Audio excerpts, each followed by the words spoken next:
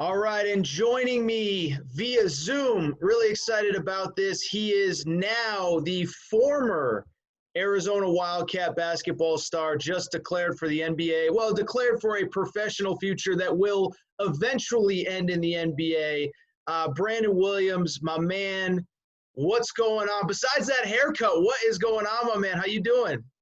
I'm good. Everything's well over here. Family's nice and healthy, as well am I. So I'm doing well, and that's all you can ask for in the world that we live now. Just stay healthy and stay positive each day. Yeah, first of all, we'll get to your knee and everything in a minute. But first of all, how have the last 5, 6, 7 months been? Outside of the basketball, outside of your rehab, you've been home. I'm guessing you probably left Arizona smack dab in the middle of the Pac-12 tournament. I was in Vegas for the Pac-12 tournament. Just how have things been for you as you kind of, a life-changing couple months for all of us, but obviously even for you having that much more on your plate? It's been a lot. I mean, I would be lying if I said it was this easy road. It was a lot going up and down through days of rehab where I didn't really want to do anything. But from moving from place to place, going to Phoenix, back to Tucson to see doctors and so, it was a lot. But now looking back on it, Arizona did a really good job with my knee. They did a really good job of keeping me trying to pursue my degree. Not letting me slack off and keeping me around the team, keeping me around and keeping me in good spirits. And I have a good circle and a good surrounding group that allows me to do that. So let's get into some of that. So obviously, I think anybody watching would know, but you obviously are currently a very decorated recruit coming to Arizona. You had a knee injury during your junior year of high school, missed your entire season. You play your senior year, you play your freshman year. You're kind of battling it throughout the year. You average 11 as a freshman, one of the best freshmen in the Pac-12 in 2018, 2019. In the last year, you obviously have been out with a knee injury. So we mentioned kind of the off the court COVID stuff, but in terms of the basketball stuff, how is the knee? What happened? Take us through as best you can everything that you've been going through in terms of rehab and everything the last year or so. Well, with my knee, it wasn't really one event that happened. It kind of it was over time thing. I kind of started off, I want to say, my freshman year. I think we were in LA. We were out here in LA for the USC and UCLA games, and I thought at first it was my hamstring, and then I just kind of played through it that whole road trip, and I played pretty well. So I thought I could continue to play, and it was like, it's best for you to just relax right now. Don't do too much, take some time off, and that's what I did.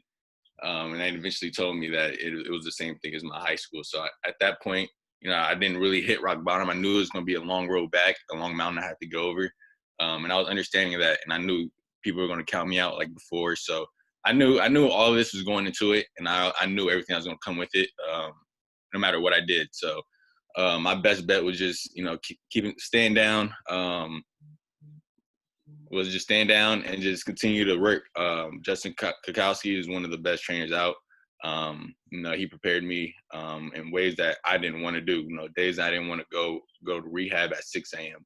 He pushed me, woke me up. You know what I mean? So, and that's all the trainers there. They all did a good job at that.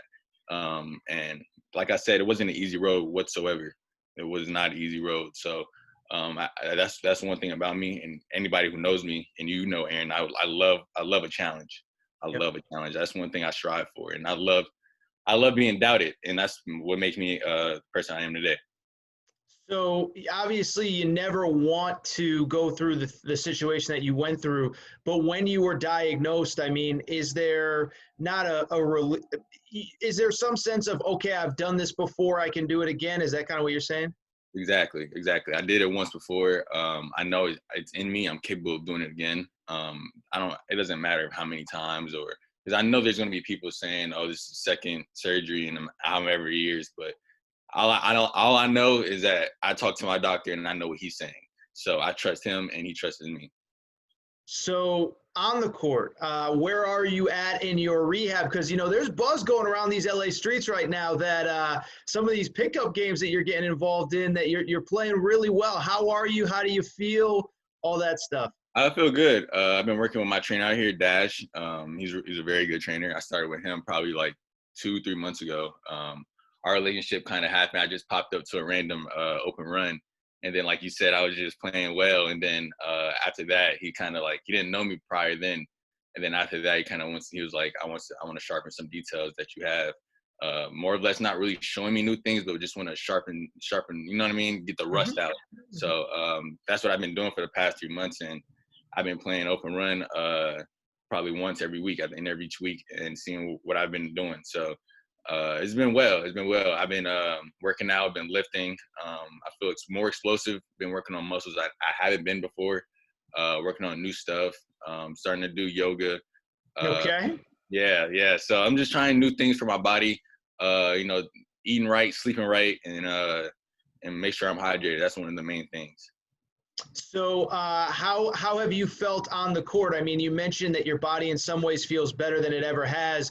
How is the rust coming off? Because correct me if I'm wrong, you've been running before the NBA bubble really started. You know, maybe May, June, you were running with some NBA guys, and then obviously some guys that have come back to LA since the NBA season ended. You know, all that stuff.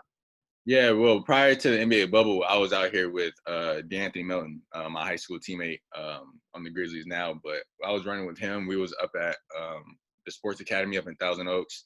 Was playing up there with the Jazz players. It was kind of good for me, at least, just to see where I am.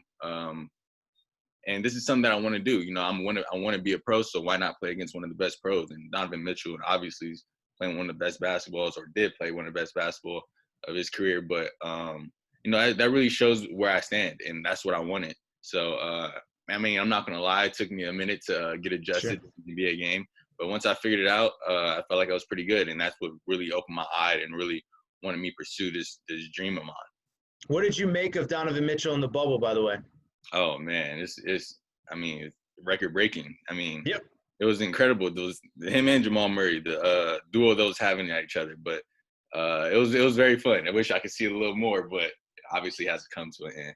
Next year. All right, very good. So Friday is the official announcement that you are leaving the University of Arizona. And I haven't talked to you personally. I haven't talked to Coach Miller, but it seemed as though, Coach Miller, it seems as though it was almost expected. I don't know if that's the right word, but obviously a lot of the players reported back to campus in the last couple of weeks. I assume that it was something that you guys had discussed for a while and he knew was coming. Yeah, I mean, me and Coach Miller had talks. I had talks with athletic trainer. I've talks with them a lot. Just here and there, even if it's just staying on top of my schoolwork. You know, I'm still a part of that program, academically as well. You know, they're still keeping on top of me with that. So that's one of my main things is just communication. You know, staying up to date with them. That's one thing I don't want to lose. So you were in touch with Coach this whole spring. So, I mean, you said you were in Arizona for some of it for your rehab. So you've been in touch with him throughout this whole process? Right. I've been in touch with a lot of the assistant coaches as well. When did you officially tell him, this is the decision that I'm going to make? I told him probably like a week or two ago. But this is kind of like something I brought it to him before, but this is something that I really confirmed that I really wanted to do and I really wanted to pursue. And he was fully supportive of my decision. Like you said, he thanks me all the time for what I did for that program when I committed. So he can never thank me. And every time I mention that, he's just going to keep saying that. So that's something I really appreciate. And that's something that I really don't look at as a big deal, but obviously the community does. So that's what I was going to say next is that, as you look back on your career at Arizona, that's something that stands out. I mean, you commit to the school. Obviously, we know what happened. There was some stuff off the court. A lot of guys decommitted. A lot of guys chose other paths. You stuck with that program all the way back, and I guess it was 2018, spring of 2018. What do you think that you mean to Arizona? But more importantly, what does Arizona mean to you? Because you had plenty of other options coming out of this whole thing. You could have gone to another college, plenty of other options. What does Arizona mean to you? And then like you referenced, I think that you mean quite a bit to Arizona as well. Arizona means a lot to me. I mean, you can ask anybody who's known me since I was in the seventh or eighth grade. I wanted to go to Arizona. I said that when I was little too. So for that to happen and for my dream to come true in that aspect of college, man, of course I love Arizona forever, especially no matter what we went through as a team. I'm just gonna love. Like all those losses that we went through, all those ups and downs. That just made me, like I told you, Aaron. That just make me the person I am. And the challenge that I overcame as a freshman, as especially this past season as a sophomore, just watching. I learned so much on the court and so much just watching that the normal eye doesn't really see. Do you think that's going to help you as a professional? Because, I've been around basketball my whole life, and I love all you guys, but some guys, they have it so easy coming up. They're physically gifted, they're athletically gifted, they've never been challenged at the high school level, maybe even the college level, and you get to be a professional, you get to the NBA, and all of a sudden you're playing with guys that are just as big, just as strong. You've never really gone through adversity. The one thing people can't say about Brandon Williams, that kid has gone through adversity. Do you think it's going to help you on this next path of yours? Of course. I feel like adversity comes with damn near every good player you think about. Every good player you think about went through some type of adversity, no matter if that was early in their career or late. For me, I just happened to be early, and I would rather to be early so I can just learn from it. You know what I mean? Learn from it and keep going and apply it to my next chapter that I'm about to go through. So all I can do is just, like I said, learn from it, take the lessons that came with it, take all the losses, all the W's that came with it, and just move on. That's all you can do. By the way, real quick, obviously Arizona, there's been a lot of roster turnover even in the last 4 or 5 months. You were in practice every day, though, with James Akinjo last year, with Jordan Brown last year. What do you expect from the Wildcats in 2021? Again, a lot of new faces that you probably don't know very well, but there's some guys that you do know well. What did you see from those guys last year? I really like James. Everybody knows me and James went at it in the Ball of Life game, but I like James. James is really a good player. You saw that. What was he, the freshman player of the year at Georgetown? So, that's just to tell you enough about his grit, his love of the game. You can tell he really wants to work. Him and Jake Desjardins, a walk-on. We was always at it every single day. Even though we didn't play, we just made sure we was working. No matter if that was a sand dune or anything, but him, Jordan Brown, Jamal Baker, all those guys are pretty good, and you can see it in practice. They keep continuing to get better, especially Christian Coloco. I was running with him before he left and went back to Arizona, but he's pretty good. I mean, he's going to get a lot stronger. I know Coach Rounds is going to work with him in the weight room, and he's willing to work, which is not common in 7-foot guys. So that's going to be good with him. And so Christian Coloco is the guy that nobody's talking about right now. Nobody's talking about. Fantastic. Yeah. And when they win a Pac-12 title next year, you're taking credit for it because you were the one pushing James every day on the sides, is what you're saying. Oh, yeah, I'll take all the credit for it. Fantastic. What is the next step for you? I mean, obviously, the draft process has been going on. It's too late to officially declare for the draft, but you will have no shortage of pro options. Do you know what your next step yet is? Have you talked to people? Go ahead, Brandon. I don't mean to cut you off. Yeah, I know that's okay, but I don't really. I mean, I know there's a lot of options. There's overseas, obviously, G League. In a world that right now with COVID, everything's on pause, honestly. So we're just waiting for everything to resume again. Options are there, though. I have every option that's available. Obviously, the NBA is not going to be one this year, for sure next year or the year or after that. But there's a lot of options I can go through right now. But right now it's just about me finishing these classes, these Arizona classes. And like I said, pursuing my degree, something I promised my mother. And then going from there. I'm not in no rush at all. I'm just, like I said, I'm going to continue working with my trainer Dash out here. And I'm prepared for anything at any given moment in time. That's what I was going to ask you. I mean, we were supposed to do this. It's Saturday afternoon. We were supposed to do it in the morning. You were busy with classwork, man. When I got that text, I was excited because, a lot of guys put aside those books and listen, you're a professional now. You have a job to take care of. So I wouldn't blame anybody for putting aside the books, but you were getting after it, man. Oh, yeah. I try to, back at Arizona, we have this thing called CATS Academics, and it's kind of study hall in the mornings. So I kind of discipline myself when I'm here in LA and act like I have my cats and I have a tutor next to me and I have my little laptop propped up. So I'm kind of trying to, you know what I'm saying? I have to be a pro now. I got to take, I got to be responsible for my actions. And so if I want to get my degree, I know I got to do this. Yeah, I was going to say, do you know how close you are to finishing? I mean, it obviously sounds like it's something important to you. Is that something I'm pretty close. I'm pretty close. I can see it. So I'm going to keep going. I'm keep plugging away at these classes as much as I can. and then I go from there. So is what I've been told is that I'm pretty close. So.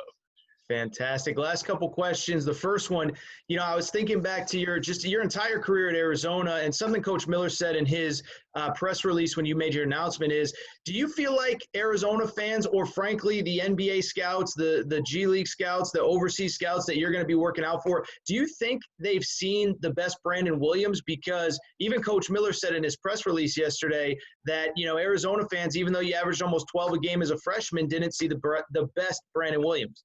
No, I feel like nobody has really seen the best Brandon Williams. That's something that you can't really say because it's I mean, nobody's seen it. You know what I'm saying? It's unknown. So all I can do from my perspective and all I can control is just trying to be the best me and plug at it every single day with Dash. And I'm just gonna keep continuing working and just see where it's gonna be at. But if I'm 100% healthy, I feel like a lot of scouts and a lot of NBA people will come to surprise when I play. That's what I was going to say. I mean, for a guy who averaged 12 a game as a freshman, how much better do you think you can get from what was your only season on the court at Arizona? 12 is probably the lowest I ever averaged. Okay. All right. So, and I did that in a matter of, I didn't play a lot of games my freshman year. I missed a lot of games as well. But 12 is the lowest I've averaged. I'm glad I averaged like 3 or 4 assists. I got my team pretty involved. I was glad I had like the turnover ratio. I saw that as well. I was good at handling the ball for the team though, for sure.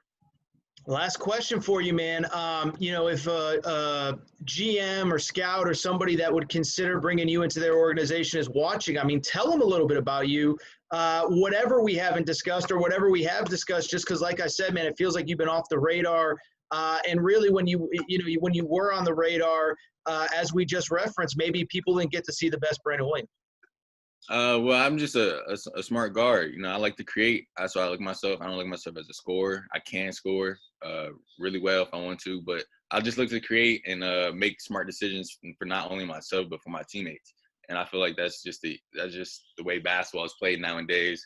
You see it nowadays with the Rockets. They just create space, and that's just the modern day NBA. So that and just bringing leadership to a team, those are the two most important things, especially for me as a point guard, and getting to know your players. I think that would be huge, and being around my teammates, I enjoy doing that. All right, Brandon Williams, former Arizona Wildcat. Let's make a deal here. When you get called up first day before the NBA, before your NBA debut, you got to come back and do this again, all right? Oh, yeah, for sure. Of course. All right. Thank you, Brandon. I appreciate the time. Yes, sir. No problem, Aaron.